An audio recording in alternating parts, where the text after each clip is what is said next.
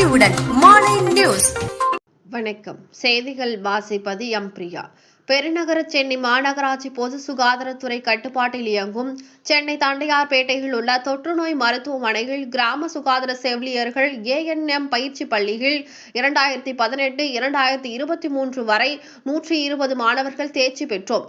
இது 25/7/2023 வரை படித்த அரசு பயிற்சி பள்ளியில் படித்து தேர்ச்சி பெற்ற மாணவிகளுக்கு பணி வழங்க அரசு ஆணை வெளியிட்டது.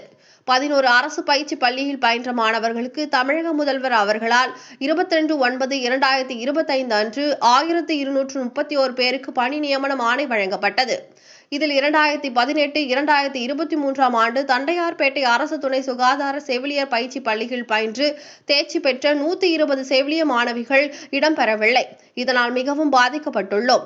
எனவே தமிழக முதல்வர் கருணை கூர்ந்து எங்களுக்கு பணி நியமனம் செய்ய வேண்டும் என சென்னை தண்டையார்பேட்டையில் உள்ள அரசு துணை சுகாதார செவிலியர் பயிற்சி பள்ளியில் பயின்ற மாணவிகள் கண்ணீர் மல்க செய்தியாளர்களிடம் கூறினர்.